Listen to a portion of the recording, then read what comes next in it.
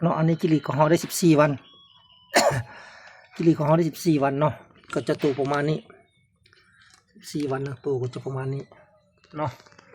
กิริ14 วันโตก็จะประมาณนี้เนาะวันนี้เนาะได้14 วันแล้วธรรมดา15 วันเนาะ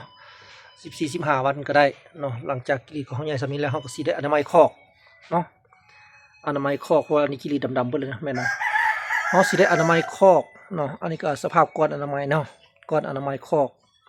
อันนี้เนาะถาดน้ำโทษถาดน้ำที่มีขุยบกข้าวมีกับข้าวบดแล้วก็มีน้ำแล้วเขาจะปัญญาใส่เนาะอันนี้ก็น้ำเนาะสภาพน้ำเนาะกิริจะบ่ตายเนาะกิริบ่ตายเนาะอันนั้นคืออาหารเนาะอาหารเนาะอันนี้ก็แต่ไข่ที่เขาพเจ้าวางเป็นจุดไปเนาะนี่วันนี้เขาสิได้อนามัยเนาะอนามัยอันนี้สภาพจิริตของเขาเนาะหลังจากที่เขาเอาแต่ไข่เอาถาดน้ำถาดอาหารออกเพื่อสีห้องแต่ไข่เนาะเขาสิอนามัยคอกดิเขามีการอนามัยใหญ่ครั้งนี้เนาะก็ถือว่านี่เนาะเอาขีบข้าวออกขีบข้าวที่มันฟักดิไข่ที่ฟักทั้งหมดเนาะขีบข้าวที่เขาฟักกันขีบข้าวที่เขาฟักเนาะออกเนาะก็ถือว่าจิริตของเขาอายุ14 วันเนาะ14 วันก็จะประมาณนี้เนาะจิริตของเขา14 วันก็จะประมาณนี้ตายตัวอย่างเนี่ยโอ้ตายก็ร้าย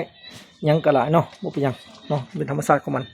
แต่ตอนนี้ก็ดำปื้ดเลยเนาะดำปื้ดอ้อมคอกเลยเอาสิอนามัยขี้อนามัย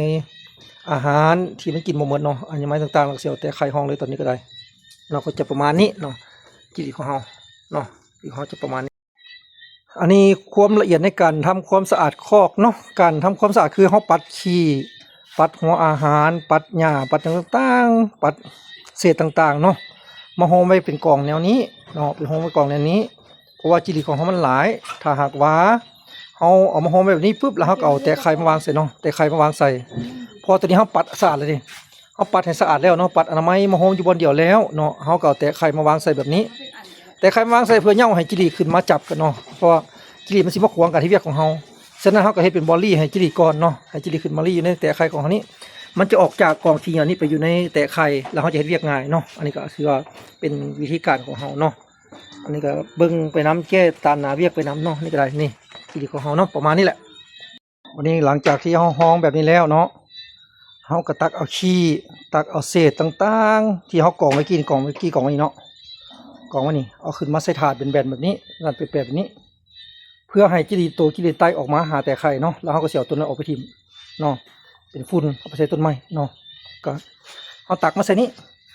แล้วก็เพื่อมาปะไว้หน่อยนึงเพื่อมันกระไตออกเนาะกระไตออกจาก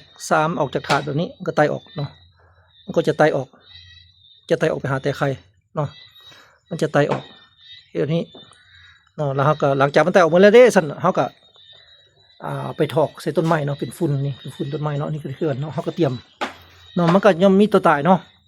มีกิริตบางตัวก็ตายเนาะตายส่วนหนึ่งเนาะตายส่วนใดส่วนหนึ่งเนาะแต่ว่าตอนนี้เนาะห่ออนามัยแล้วก็นี่แหละมันกำลังไต่ออกเนาะดิ